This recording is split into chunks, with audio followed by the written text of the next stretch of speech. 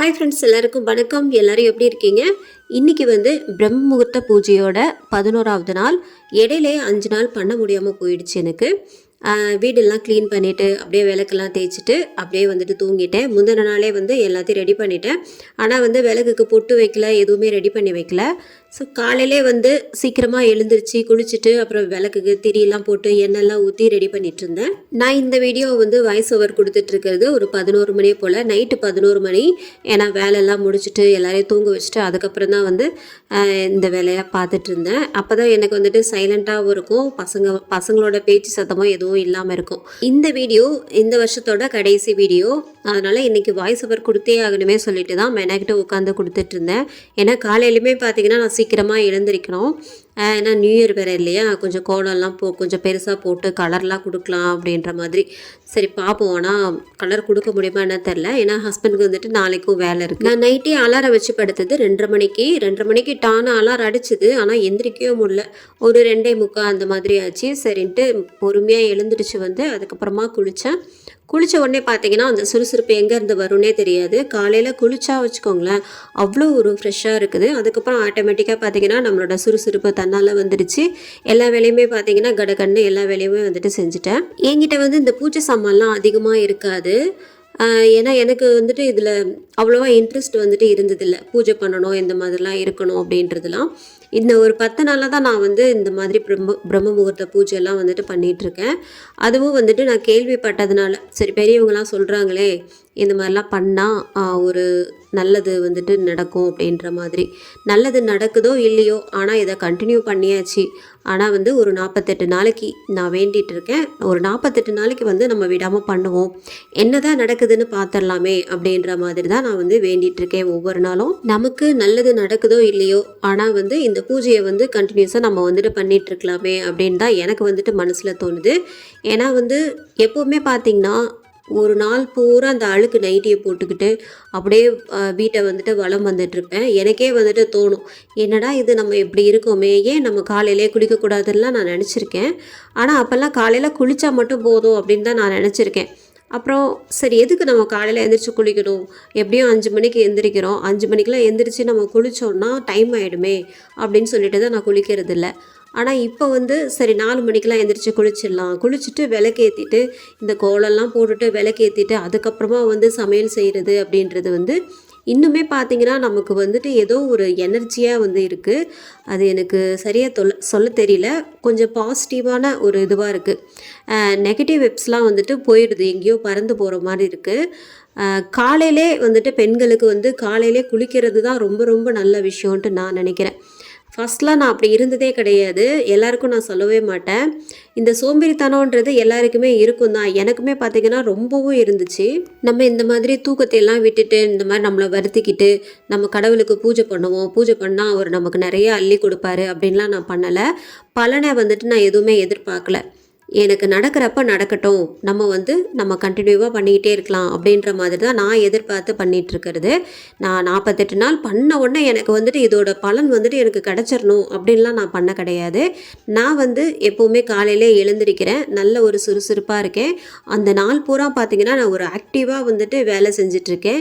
எனக்கும் மனசுக்கு சந்தோஷமாக இருக்குது. அதனால் எனக்கு பிடிச்சதுனால நான் பண்ணிகிட்ருக்கேன். இந்த விளக்குக்கு எண்ணெய்லாம் ஊற்றி திரி போட்டு அப்புறம் பூ வச்சு எல்லாமே ரெடி பண்ணிகிட்டு இருந்தேன். ஏன்னா 3 மணி தான், 3:30 மணி ஆகிடுச்சு நான் குளிச்சுட்டு வரும்போது. சரி பொறுமையாக பண்ணலாமே, ஏன்னா 3:30 மணிக்கெலாம் வெளியில் போகிறதுக்கு கொஞ்சம் பயமாக இருந்தது. அதனால் ஒரு 4 மணி ஆன உடனே சரின்ட்டு கதவை திறந்து வெளில போயிட்டு அப்படியே நிலவாசலுக்கெலாம் மஞ்சள் குங்குமம்லாம் வச்சுட்டு அதுக்கப்புறமா கோலம் போட ஆரம்பித்தேன். ஒரு 4 மணிக்கெலாம் எழுந்திரிச்சு கோலம் போடுறதுன்றது கொஞ்சம் பயமாக தான் இருந்தது. கொஞ்சம் பயந்து தான் கோலம் போட்டுட்டு இருந்தேன். சரி அந்நேரம் தூங்குறவங்களே எழுப்ப முடியாதே, எல்லாரும் அந்நேரம் தான் பார்த்தீங்கன்னா ஒரு 4 மணியை போல் தான் எங்கள் வீட்டில் நல்லா அசந்து தூங்குவாங்க. எங்கள் வீட்டில் மட்டும் இல்லை, நிறைய பேர் அப்படி தான். அந்த 4 மணி டைமில் தான் நல்லா தூக்கம் வரும். நம்ம 11 மணி அந்த மாதிரி படுத்தோம் அப்படின்னா அவ்வளோவா தூக்கம் இருக்காது. இந்த 4 மணி 3 மணிக்கெலாம் பார்த்திங்கன்னா அவ்வளோ தூக்கம் வரும்.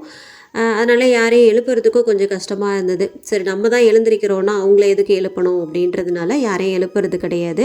நான் ஒரு 4:30 மணிக்குள்ளே விளக்கேற்றலாம் அப்படின்னு நினச்சிட்டே இருந்தேன். அப்புறம் பார்த்தா எனக்கு இதுக்கே ரொம்பவும் லேட் ஆகிடுச்சு. நம்ம பண்ணிடலாம் பண்ணிடலாம் அப்படின்னு நினச்சிக்கிட்டே தான் இருப்பேன். அப்புறம் பார்த்தா இந்த வாசல் தெளித்து கோலம் போட்டு அங்கங்கே ராக்கி வேற உச்சா போய் வச்சுருக்குமா, அது எல்லாத்தையுமே பெனாயிலெலாம் ஊற்றி கழுவி விட்டு வர்றதுக்குள்ளே பார்த்திங்கன்னா அவ்வளோ நேரம் ஆகிடுது. அதுக்கே பார்த்திங்கன்னா எனக்கு ஒரு 1/2 hour ஆகிடுச்சு. வெளியிலையும் கோலம் போட்டுட்டு அப்புறம் உள்ளே வந்து கோலம் போட்டு ரொம்ப நேரம் ஆகிடுச்சு. வெளியில் நான் கோலம் போட்டுட்டு இருக்கும்போதெல்லாம் எனக்கு பார்த்தீங்கன்னா ஏதாவது ஒரு சவுண்டு கேட்கும், ஏதோ செப்பல் சவுண்டு கேட்கும். அது நம்மளோட பிரம்மையா இல்லை நமக்கு தான் அப்படி தோணுதா என்னன்ட்டு தெரியல. யாராவது நிஜமாவே வராங்களா அப்படின்ட்டு. ஏன்னா வந்து அந்த மனசில் வந்து பயம் இருந்துக்கிட்டே இருக்குது பார்த்தீங்களா. அதனாலே பார்த்தீங்கன்னா திரும்பி திரும்பி பார்த்துக்கிட்டே இருந்தேன். அது நிறைய வந்து நான் கட் பண்ணியிருப்பேன், அதனால் தெரியல. ஒரு டைம் திரும்பி பார்த்தது மட்டும்தான் நீங்கள் பார்த்துருப்பீங்க. ஒரு 5 மணி போல் நான் கோலம் போட்டேன் அப்படின்னா எதிர்க்க வந்துட்டு இருக்கிறவங்களாம் கொஞ்சம் கதவுலாம் திறந்து வெளியில் வருவாங்க. அப்போ தான் வந்துட்டு லைட்லாம் போட்டு ஆன் பண்ணுவாங்க. ஆனால் 4 மணிக்கெலாம் யாருமே இந்த தெருவில் வந்துட்டு எந்திரிக்க மாட்டாங்க. நான் மட்டும்தான் வந்து எழுந்திரிச்சிட்ருக்கேன், ஏன்னா இந்த பூஜை பண்ணுறதுனால. எனக்கு இது வந்து 5 மணிக்கெல்லாம் பண்ணி முடிக்கணும். ஏன்னா அதுக்கப்புறம் நான் ஹஸ்பண்டுக்கு வந்துட்டு டிஃபன் செய்யணும், சாப்பாடு செய்யணும். அதே மாதிரி எனக்கு பழகிடுச்சா, அதனால் 5 மணிக்கெலாம் ஸ்டார்ட் பண்ணால் தான் எனக்கு ஒரு 7:30 மணிக்கெலாம் எல்லாமே முடியும். அதுக்கு மீறியும் நான் ஏன் ரிஸ்க் எடுக்கிறேன் அப்படின்னா, சரி நம்ம ராக்கி இருக்கான், நம்ம பார்த்துப்பான் கொலைப்பானே அப்படின்னு நினச்சிட்டு தான் சரின்ட்டு வெளில போகிறது. அதுக்கு மீறி யார் வர போகிறாங்க அப்படின்னு ஒரு மனசில் ஒரு தைரியத்தை வரவழைச்சிக்கிட்டு தான் கோலம்லாம் போட்டுட்டு எல்லாமே பண்ணிகிட்ருக்கேன். ஒரு சிஸ்டர் கூட என்ன சொன்னாங்கன்னா, நீங்கள் கோலம்லாம் வெளில போட வேணாம் சிஸ்டர், ஏன் வந்து ரிஸ்க் எடுக்கிறீங்க அப்படின்ற மாதிரிலாம் சொன்னாங்க கமெண்ட்டில்.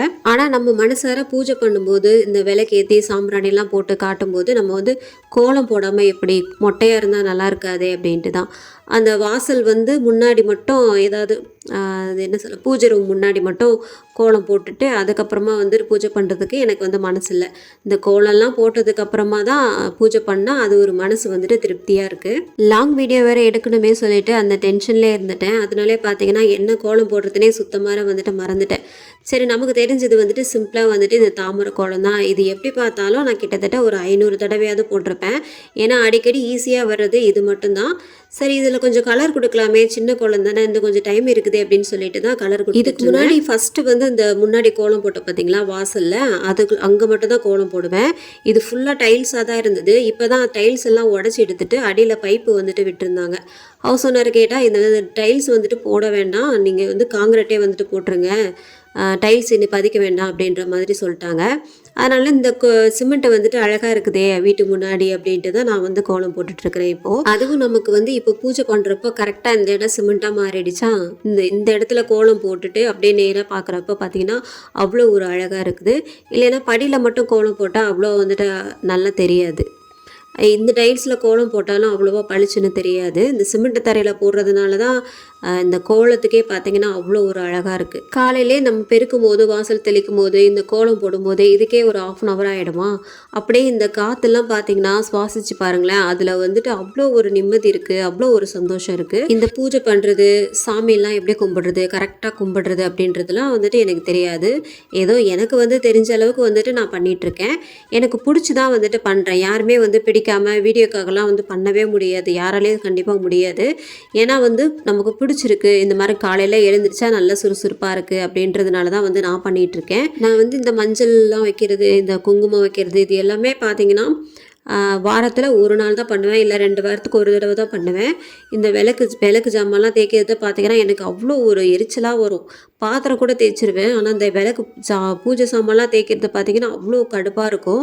ஏன்னா நான் தேய்ச்சேன்னா கொஞ்சம் பளிச்சுனே ஆகாது. அதுக்கப்புறம் போக போக தான் வந்து இந்த லெமனு சபீனாலாம் வச்சு தேய்ச்சா நல்லா பளிச்சுன்னு ஆகும் அப்படின்னு சொல்லிட்டு அதுக்கப்புறம் தான் எனக்கு தெரிஞ்சுது. இந்த பிரம்ம முகூர்த்த பூஜை கூட வந்துட்டு நம்ம பண்ணலாமா வேண்டாமான்ட்டு ஒரு தடவைக்கு நான் 500 தடவை 1000 தடவை நான் வந்துட்டு யோசிச்சுட்டேன். யோசிச்சதுக்கப்புறம் தான் சரி இது பண்ணலாம், நம்மளால் முடியும் அப்படின்ட்டு தான் நான் வந்துட்டு பண்ணிகிட்ருக்கேன். சரி, யார் என்ன சொன்னால் என்ன, ஏதாவது சொன்னால் சொல்லிட்டு போகட்டும், நமக்கு வந்துட்டு தெரிஞ்சதை நம்ம பண்ணிகிட்ருக்கலாம். நமக்கு வந்துட்டு சாமி கும்பிடணும், நம்மளோட திருப்திக்காக வந்துட்டு நம்ம எல்லாமே பண்ணுறோம். மற்றவங்களுக்காக என்றைக்குமே பார்த்திங்கன்னா மற்றவங்களோட மனசை நம்மளால் திருப்திப்படுத்தவே முடியாது. நமக்கு பிடிச்சது என்னவோ அதை வந்து நம்ம செஞ்சுக்கிட்டு போய்கிட்டே இருக்கணும். ஃபஸ்ட்லாம் இந்த சமையலில் வந்துட்டு ரொம்ப இன்ட்ரெஸ்ட் இருக்குமா, அந்த பாத்திரம் வாங்கி கொடுங்க, இந்த பாத்திரம் வாங்கி கொடுங்கன்னு சொல்லி அவர்கிட்ட கேட்டுகிட்டே இருப்பேன். இப்போ பார்த்திங்கன்னா எனக்கு பூஜையில் வந்துட்டு ரொம்பவும் இன்ட்ரெஸ்ட் ஆகிடுச்சு. ஆனால் சமையலில் இன்ட்ரெஸ்ட் இல்லையா அதுக்கப்புறமா அப்படின்னா அதுவும் இன்ட்ரெஸ்ட்டு தான். ஏன்னா வந்து சமைக்கிறது வந்து என்னோடய வேலை. ஏன்னா டெய்லி காலையில் நான் தான் எந்திரிச்சு சமைச்சாகணும். இங்கே வேறு யாரும் கிடையாது. நான் தான் வந்துட்டு எல்லாமே வந்து செஞ்சாகணும். அதனால் சமையலுக்கும் வந்து எல்லா பாத்திரமும் வாங்கணும், செய்யணும். அது என்னவோ தெரியல, இந்த மாதம் மாதம் அந்த சூப்பர் மார்க்கெட்லாம் போகும்போது எனக்கு வந்துட்டு ஏதாவது ஒரு பாத்திரம் வாங்கிடணும் அப்படின்னு தான் தோணும். ஆனால் ஹஸ்பண்ட் வந்துட்டு கேட்பாங்க, வீட்டில் இருக்கிற பாத்திரம் எல்லாத்தையுமே காயலாங்கடைக்கு போடு, அதுக்கப்புறமா நான் வந்து வாங்கி கொடுக்குறேன் அப்படின்ற மாதிரி சொல்லுவாங்க. இந்த விளக்கு வாங்கிட்டு வந்தது கார்த்திகை தீபம் அப்போ வாங்கிட்டு வந்து கொடுத்தாங்க. ஆனால் நான் பார்த்தீங்கன்னா அந்த தீபம் வந்துட்டு அப்படியே வச்சுட்டேன், பிரிக்கவே இல்லை. அதுக்கப்புறம் இப்போ தான் சரி இது தோணுச்சு, சரி இதை பிரித்து வைக்கலாம், ரொம்ப அழகாக இருக்குது இந்த தீபம் விளக்கு அப்படின்னு சொல்லிட்டு தான் நைட்டே வந்துட்டு எல்லாத்தையும் கழுவி வச்சிட்டேன், சுத்தமாக தொடச்சி வச்சிட்டேன். விளக்கு வந்து எப்போவுமே நம்ம தரையிலே வைக்கக்கூடாது அப்படின்னு சொல்கிறாங்க. அது சொல்கிறது என்னவோ எனக்கு சரியாக தான் படுது. ஏன்னா அழகாக அதுக்குன்ட்டு ஒரு பிளேட்லாம் இருக்குது, அதை வாங்கி வச்சுட்டு அதுக்கப்புறமா மேலே நம்ம அகல் விளக்கோ இல்லை காமாட்சி விளக்கோ வந்துட்டு வைக்கணும். எல்லாம் வந்து ஒன்றா வாங்கணும். ஆனால் மொத்தமாக எதுவுமே வாங்க முடியாது, எனக்கு தெரியும். மாதம் மாதம் ஏதாவது ஒன்று வாங்கி வைக்கணும். அந்த மாதிரி வாங்கி வச்சுட்டு அதுக்கப்புறமா பூஜை பொருள்லாம் கொஞ்சம் நிறைய ஆகிடும். பார்க்குறதுக்கும் பார்த்திங்கன்னா அழகாக இருக்கும். பூஜை ரூம், பூஜா இதெல்லாம் கொஞ்சம் இன்ட்ரெஸ்ட் வந்துட்டு காட்டினோம் அப்படின்னா நமக்கு எல்லாமே வாங்கி வைக்க தோணும். சரி நம்ம இதை வந்துட்டு வாங்கலாம், நம்ம வீட்டுக்கு பார்த்திங்கன்னா அவ்வளோ அழகாக இருக்குது அப்படின்னு நமக்கு மனசு வந்துட்டு தோணணும். அப்போ தான் வந்துட்டு நம்மளால் எதுவுமே பண்ண முடியும். நான் வந்து ஃபஸ்ட்டு விளக்கேற்றும் போது என்ன பண்ணுவேன்னா, உள்ளே ஏற்றிட்டு அதுக்கப்புறம் தான் நான் வெளியில் போயிட்டு ஏற்றுவேன். அதுக்கப்புறம் வந்து எனக்கு சொல்லியிருக்காங்க, முதல்ல வெளியில் விளக்கு வச்சுட்டு அதுக்கப்புறமா தான் உள்ளே வந்து ஏற்றணும், அப்போ தான் நீங்கள் வந்து மகாலட்சுமியை உள்ளே கூட்டிகிட்டு வர்ற மாதிரி அப்படின்னு சொல்லியிருக்கிறாங்க. அதனால தான் எனக்கு தெரிஞ்ச விஷயத்த வந்து நான் சொன்னேன். அப்புறம் இந்த பிரம்ம முகூர்த்த பூஜையில் நம்ம 5 விளக்கு ஏற்றுறோம்ல, அது வந்து பார்த்திங்கன்னா கிழக்கு பார்த்த திசையில் நோக்கி வந்து வச்சுட்டு அதுக்கப்புறம் தான் அதை ஏற்றணும் அப்படின்ற மாதிரி சொல்லியிருக்காங்க. அதனால் பார்த்திங்கன்னா கிழக்கு பார்த்த திசையில் வச்சுட்டு தான் வந்து நான் அந்த மாதிரி ஏற்றுவேன். நான் மேலே வந்து ஒரே ஒரு அந்த ஸ்லாப் மட்டும்தான் இருக்கும் இல்லையா, அந்த மரக்கட்டையில். அதனால் கீழே வந்து அந்த ஸ்டாண்டு, கிச்சனுக்கு வாங்கின அந்த ஸ்டாண்டு. ஆனால் கிச்சனில் கார்னர் ஸ்டாண்ட் இது, ஆனால் வைக்கிறதுக்கு இடம் இல்லை அப்படின்றதுனால சரி இதிலே வச்சுக்கலாமே அப்படின்னு சொல்லிட்டு தான் கீழே வந்துட்டு வச்சுருக்கேன். எங்கள் வீட்டு ராக்கி என்ன பண்ணுவோன்னா, பகலில் வெளியில் கட்டி போடுறோம், நைட்டில் மட்டும் வந்து பயங்கரமாக கொசு கடிக்கும்ன்றதுனால உள்ளே தான் கட்டி போட்டு வச்சுருப்போம். கொஞ்சம் அவுத்து விட்டோன்னா விளக்கு எல்லாத்தையும் தட்டி விட்டுருவான், அதனால் கட்டி போட்டு வச்சுருக்கேன். இவன் என்னடா காலையிலே எழுந்திரிச்சு இந்த 10 நாளாகவே நான் கவனிச்சிட்டு தான் இருக்கேன், என்னை பார்த்துக்கிட்டே தான் இருப்பான், நான் அதுக்கு இதுக்கும் நடந்துக்கிட்டே இருப்பேனா, இந்த குங்குமம் வைக்க, இந்த பூ வைக்க அப்படின்ட்டு நடந்துக்கிட்டே இருப்பேன். மணி அடித்து சாமி கும்பிடும் போதெல்லாம் அப்படியே என்னையே ஏறிட்டு பார்த்துக்கிட்டே இருப்பான். அங்கேயும் இங்கேயும் நடந்துக்கிட்டே தான் இருப்பான், என்னை பார்த்துக்கிட்டேவும். ஒரு வழியாக இன்றைக்கி சக்ஸஸ்ஃபுல்லாக வந்துட்டு 11வது நாள் கம்ப்ளீட் பண்ணியாச்சு. இடையிலே பார்த்தீங்கன்னா 5 நாளில் தான் பண்ண முடியல, கொஞ்சம் கஷ்டமாக தான் இருந்தது. சரி ஓகே, இருந்தாலும் பரவாயில்ல, இனி வந்துட்டு ஸ்டார்ட் பண்ணுவோம். இந்த பீரியட்ஸ் டைம்னால் பார்த்தீங்கன்னா நம்ம வந்துட்டு பண்ண தேவையில்லை, ஒரு 5 நாள் வந்து அப்படியே விட்டுட்டு அதுக்கப்புறமா வீடெல்லாம் க்ளீன் பண்ணிவிட்டு விளக்கெல்லாம் வந்துட்டு கழுவிட்டு நல்லா தொடச்சிட்டு குங்குமம் போட்டுலாம் வச்சுட்டு அதுக்கப்புறமா நம்ம வந்து விளக்கு வந்துட்டு ஏற்றலாம், ஒன்றும் பிரச்சனை இல்லை. அதையும் நான் வந்துட்டு கேள்விப்பட்டிருக்கேன், சொல்லியிருக்கிறாங்க. நான் எப்போ இந்த பூஜை பண்ண ஆரம்பித்தேனோ அதுலேருந்தே பார்த்தீங்கன்னா எனக்கு சாமந்தி பூ அவ்வளோவா கிடைக்கல, அப்புறம் ரோஸும் வந்துட்டு கிடைக்கல. எப்போவுமே இந்த சாமந்தி பூ வந்து சுற்றி வச்சுட்டு நடுவில் ரோஸ் வைக்கிறது அதுதான் வந்து எனக்கு ரொம்பவும் பிடிக்கும். ஆனால் வந்து சாமந்தி பூ பார்த்திங்கன்னா ஒரு 4 பூ வந்து அந்த துளசியோடு சேர்த்து கட்டி கொடுத்து அனுப்பிச்சி விட்டாங்க. சரின்ட்டு வேறு வழி இல்லை, சரி அதை வந்து அப்படியே அழகாக பிச்சு போட்டுட்டேன். ஆனால் பூவை பிச்சு போடக்கூடாது அப்படின்ற மாதிரி சொன்னாங்க. சரி பரவாயில்ல, எனக்கு வேறு வழி தெரில, உருளி வந்துட்டு அழகாக டெக்கரேட் பண்ணணும். என்கிட்ட இருந்த பூவை வச்சு உருளியை வந்துட்டு டெக்கரேட் பண்ணிட்டேன். சாமிக்கு ஒரு வழியாக தூப ஆராதனைலாம் காட்டி சாமியும் கும்பிட்டாச்சு. இன்றைக்கி நெய்வேத்தியமாக பார்த்தீங்கன்னா ஆப்பிள் தான் வந்து வச்சுருந்தேன். ஏன்னா வந்து நெய்வேத்தியம் வந்துட்டு அப்போவே எனக்கு பண்ண முடியல. கேசரி பண்ணலாம், இல்லை பால் இந்த மாதிரி கூட வைக்கலாம். கேசரி, பால் பாயாசம் இந்த மாதிரி ஏதாவது பண்ணணும் அப்படின்னா டைம் ஆகிடுமே அப்படின்னு சொல்லிட்டு தான் நான் வந்து இன்றைக்கி சாமி கும்பிட்டது ஒரு 5 மணிக்குள்ளேயே கும்பிட்டு முடிச்சிட்டேன். சூரியன் வந்து உதிக்கிறதுக்குள்ளேயே வந்துட்டு கும்பிடணும் அப்படின்ற மாதிரி சொல்லியிருக்காங்க. எனக்கு வந்து பார்த்திங்கன்னா 5:30 மணிக்குள்ளேயே சாமி கும்பிடணும் அப்படின்ட்டு தான் நான் வந்துட்டு பண்ணிகிட்ருக்கேன். 6 மணி அந்த மாதிரி ஆயிடுச்சுன்னா நமக்கு வந்து பிரம்ம முகூர்த்தத்தில் பூஜை பண்ண மாதிரி இருக்காது. அப்புறம் 2:30 மணி 3 மணிக்கு எழுந்திரிச்சதும் வேஸ்ட்டு தான். 4:30 மணி 5 மணிக்கெலாம் பூஜை பண்ணிட்டோம் அப்படின்னா ரொம்பவும் நல்லது. இந்த பூஜை பண்ணுறதுக்கு முன்னாடிலாம் என்ன பண்ணுவேன்னா, நேராக அப்படியே தூங்கி எழுந்திரிச்சு அப்படியே நேராக கிச்சனுக்கு வருவேன்னா, அப்படியே வந்துட்டு காஃபி போட்டுட்டு அப்படியே சமையல் வேலையை வந்துட்டு ஸ்டார்ட் பண்ணுவேன். அப்போ பார்த்தீங்கன்னா ரொம்பவும் சோம்பேறியாக இருக்கும். நான் உட்காந்து எழுந்திரிச்சு அப்படியே சமையல் செஞ்சுட்ருப்பேன். ஏன்னா அப்போல்லாம் பார்த்தீங்கன்னா எனக்கு தூக்கமாக வரும். ஆனால் இப்போ 3 மணிக்கெல்லாம் எழுந்திரிச்சு குளிச்சுட்டு பூஜையெல்லாம் முடிச்சுட்டு சமையல் கட்டுக்கு வரும்போது பார்த்தீங்கன்னா அவ்வளோ மனசு ஒரு நிம்மதியாகவும் இருக்குது, நல்ல ஒரு ஃப்ரெஷ்ஷாகவும் இருக்குது. அந்த நாள் பூரா பார்த்தீங்கன்னா அவ்வளோ ஒரு சந்தோஷமாக இருக்கும். காலையில் எழுந்திரிச்சு குளிச்சு பாருங்களேன், நமக்கே பார்த்தீங்கன்னா நம்மளை ரொம்பவும் பிடிக்கும். ஏன்னா காலையில் எழுந்திரிச்சு கொஞ்சமாக வந்துட்டு மேக்கப் ஏதாவது போட்டுக்கிட்டு நமக்கு பிடிச்ச மாதிரி இருக்கணும். வாழ்க்கையில் இதை விட வேறு என்ன இருக்குது சொல்லுங்கள் பார்ப்போம். வீட்டில் இருக்கிறதுனால எப்போ பார்த்தாலும் அழுக்கு நைட்டியை ஒன்று போட்டுக்கிட்டு அப்படியே வேலை செஞ்சுக்கிட்டு இப்படியே வந்துட்டு இருக்கக்கூடாது இல்லையா? அதிலே பார்த்தீங்கன்னா நமக்கு பாதி நாள் வந்துட்டு போயிடும். ஏன்னா நம்ம வீட்டிலேயே தான் இருக்கிறோமா, ஹவுஸ் ஒய்ஃப் எல்லாரையும் தான் நான் சொல்லிக்கிறேன். ஏன்னா வீட்டிலேயே தான் இருக்கும். இந்த நைட்டியை போட்டுக்கிட்டே இருந்தோன்னா நமக்குள்ளே பார்த்தீங்கன்னா ஒரு மோட்டிவேஷனால் வந்துட்டு இருக்காது நமக்கு. இந்த நைட்டியை போட்டுக்கிட்டே இருந்தோம் அப்படின்னா ஏதாவது ஒரு அவசர ஆத்திரத்துக்கு பார்த்தீங்கன்னா நான் அனுபவிச்சிருக்கேன். ஸ்கூல்லேருந்து ஃபோன் வரும், உங்கள் பையனுக்கு உடம்பு சரியில்லை அப்படின்ட்டு. நான் நைட்டி போட்டுட்ருப்பேன், அப்போ குளிக்காமல் கொள்ளாமல் இருப்பேன். அப்போ பார்த்தா திடீர்னு ஃபோன் வரும் எனக்கு ஸ்கூல்லேருந்து, இந்த மாதிரி உங்கள் பையனுக்கு உடம்பு சரியில்லை அப்படின்ட்டு. அப்போ திடீர்னு என்ன பண்ணுவேன்னா சரின்ட்டு டக்குன்னு கை கால் மூஞ்சிலாம் கழுவிட்டு அப்படியே சுடிதார் எடுத்து மாட்டிக்கிட்டு நான் கிளம்புவேன். அப்போ பார்த்தீங்கன்னா எனக்கே ஒரு மாதிரியாக இருக்கும், ஐயோ நம்ம இந்த மாதிரி இருக்கிறோமே, காலையிலேயே குளிச்சுருந்துருக்கலாமோ அப்படின்லாம் வந்துட்டு எனக்கு தோணியிருக்கு. இப்போ இந்த பிரம்ம முகூர்த்தம் ஸ்டார்ட் பண்ணதுலேருந்தே பார்த்தீங்கன்னா எனக்குள்ளே ஒரு எனர்ஜியாக இருக்குது. காலையிலே நம்ம எழுந்திரிக்கிறோம் அப்படின்ற ஒரு இதுவாக இருக்குது. கொஞ்சம் மனசும் தைரியமாக இருக்குது. நம்ம கடவுளை வந்துட்டு வேண்டுறோம். நம்பினவங்களுக்கு கடவுள் இருக்கார், நம்பாதவங்களுக்கு இல்லை அப்படின்லாம் நான் வந்துட்டு கேள்விப்பட்டிருக்கேன். நாம் ஏன் நம்பக்கூடாது அப்படின்ற மாதிரி தான் தோணுது. நம்புவோம், கடவுள் இருக்காரு அப்படின்னு நம்புவோம். அது நம்பிக்கை, அதே நம்பிக்கையிலே நம்ம வந்துட்டு பூஜை பண்ணுவோம் அப்படின்ற மாதிரி தான் நான் வந்துட்டு பண்ணிகிட்ருக்கேன். நான் வந்து இப்போவும் சொல்கிறேன், எதையுமே எதிர்பார்த்து நான் வந்துட்டு பண்ணலை. எனக்கு வந்து கிடச்சிது அப்படின்னாலும் நான் வேண்டிக்கிட்டேன். கண்டிப்பாக நான் எதுவுமே வேண்டிக்கல அப்படின்லாம் சொல்ல மாட்டேன். எதையும் எதிர்பார்க்கல தான். ஆனால் கடைசி வரைக்கும் நான் வந்துட்டு வேண்டுவேன். இந்த மனசுக்குள்ளே வேண்டிகிட்ருக்கேன். ஆனால் வந்து இப்போ எதுவும் சொல்லக்கூடாது இல்லையா, அதனால் எதுவும் சொல்லலை. வேண்டிக்கிட்டு தான் பூஜை வந்து பண்ணிகிட்ருக்கேன், மனசார பண்ணிகிட்ருக்கேன். எனக்கு கிடைச்சிதுன்னா கண்டிப்பாக உங்க கூட வந்துட்டு நான் ஷேர் பண்ணிக்கிறேன். என்னோடய வேண்டுதல் வந்து கடவுள் வந்துட்டு பூர்த்தி பண்ணார் அப்படின்னா கண்டிப்பாக நான் உங்களோட ஷேர் பண்ணுறேன். நான் வந்துட்டு உண்மையை தான் சொல்கிறேன், ஆனால் வந்து பொய் சொல்ல மாட்டேன். கண்டிப்பாக என்னை வந்துட்டு நம்பலாம். எனக்கு வந்து நான் வேண்டினது கிடைச்சிதோ இல்லை நான் வேண்டினது வந்துட்டு எனக்கு நிறைவேறிடுச்சு அப்படின்னாலும் நான் உங்களோட வந்துட்டு கண்டிப்பாக ஷேர் பண்ணுறேன். அது வரைக்கும் வந்துட்டு நம்ம பூஜையை வந்துட்டு கண்டினியூவாக வந்துட்டு பண்ணிகிட்ருக்கலாம். பூஜை பண்ணுங்கள், நல்லா ஒரு சாம்பிராணி, தூபம், ஆராதனை எல்லாமே வந்துட்டு பண்ணால் தான் வந்துட்டு நம்ம வீடே பார்த்திங்கன்னா நம்ம வாடகை வீட்டில் இருக்கோமோ இல்லை சொந்த வீட்டில் இருக்கோமோ எல்லாமே வந்துட்டு ஒன்று தான். எல்லாமே நம்ம இருக்கிற இடம்தான். நம்ம எங்கே இருக்கிறோமோ அந்த வீட்டை வந்துட்டு நல்லா அழகாக நல்லா சுத்தமாக வச்சுக்கிறது நம்மளோட கடமை இல்லையா? அதே மாதிரி காலையில் எழுந்த உடனே இந்த மாதிரி குளிச்சுட்டு வரீங்கல்ல, குளிச்சுட்டு வந்து தீபம்லாம் ஏற்றுறதுக்கு முன்னாடி நம்ம வாயில்லாத ஜீவனுக்கு வந்து ஏதாவது சாப்பிட்றதுக்கு கொடுக்கறது ரொம்பவும் நல்லது. இங்கெல்லாம் பார்த்தீங்கன்னா காக்காலாம் வர்றது ரொம்பவும் ரேரு. அதனால் காக்காவை வந்துட்டு எதிர்பார்த்துட்டு இருக்க முடியாது. குருவியெல்லாம் பார்த்தீங்கன்னா எதிர்பார்த்துட்டு இருக்க முடியாது. அதனால் நான் எங்கள் வீட்டு ராக்கி இருக்கான்ல, அவனுக்கு வந்துட்டு ஏதாவது பிஸ்கெட்டோ ஏதாவது பாலோ வந்து ஊற்றிடுவேன். அப்போ வந்துட்டு அவன் குடிச்சிடுவான்.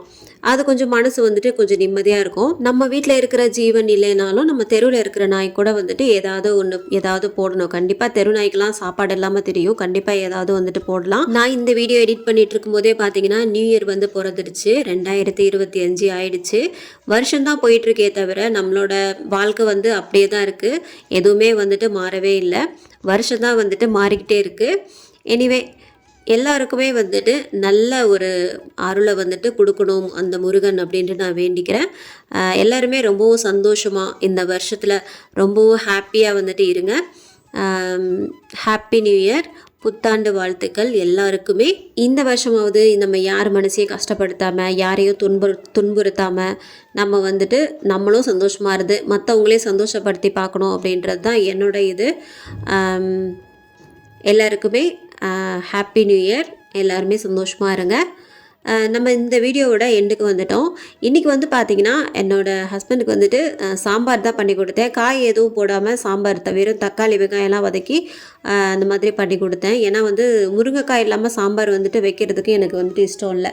அதனால் என்ன பண்ணேன், வெறும் காய் எதுவும் போடாமல் சாம்பார் பண்ணிவிட்டு அப்புறம் உருளைக்கிழங்கு வச்சேன். எங்கள் அம்மா வந்து இந்த உருளைக்கிழங்கு வந்துட்டு புட்டுன்னு சொல்லுவாங்க. அவங்க இதை வந்துட்டு அடிக்கடி பண்ணுவாங்க. இந்த கார குழம்புலாம் வச்சாங்கன்னா இந்த உருளைக்கிழங்கு பண்ணுவாங்க, ரொம்பவும் சூப்பராக இருக்கும். அதனால் இந்த உருளைக்கிழங்கு நல்லா மசிச்சுட்டு வெங்காயம் மட்டும் போட்டு பூண்டுலாம் தட்டி போட்டு காஞ்ச மிளகாய்லாம் போட்டு பண்ணோன்னா சூப்பராக இருக்கும். இந்த சாம்பாருக்குமே தொட்டுட்டு சாப்பிட்லாம். அப்புறம் இந்த கத்திரிக்காயெல்லாம் போட்டு காரக்குழம்பு வைக்கிறோம்ல, அதுக்கெலாம் சூப்பராகவே இருக்கும். இன்றைக்கி வந்து டிஃபன் பார்த்திங்கன்னா தோசை தான், தோசையும் சாம்பாரும் தான். காலையில் சிம்பிளாக வந்துட்டு முடிஞ்சிருச்சு. டிஃபனோ லஞ்சு வந்துட்டு முடிஞ்சிருச்சு. இந்த vlog வந்துட்டு அவ்வளோதான். இந்த vlog-அ நான் இதோட முடிச்சுக்கிறேன். இந்த பிரம்ம முகூர்த்தோட பூஜை, அப்புறம் என்னோட வேலைகள், நான் பேசுனது, இது எல்லாமே வந்துட்டு உங்களுக்கு பிடிச்சிருக்கும்னு நினைக்கிறேன். இதோட குறைகள் நிறைகள் ஏதாவது இருந்தது அப்படின்னாலும் எனக்கு வந்துட்டு கமெண்ட்டில் சொல்லுங்கள். எனக்கு தெரிஞ்ச அளவுக்கு நான் வந்துட்டு பூஜை பண்ணிகிட்ருக்கிறேன். பூஜை பண்ணாதான் வச்சுக்கோங்களேன், நமக்கு போக போக வந்துட்டு எல்லாமே தெரியும். எல்லாருமே சந்தோஷமாக ஹாப்பியாக இருங்க. நான் இந்த வீடியோ எடிட் பண்ணிகிட்டு இருக்கும்போது நியூ இயர் பிறந்துடுச்சு. அடுத்த ஒரு நல்ல vlog-ல பார்க்கலாம். அது வரைக்கும் பாய்.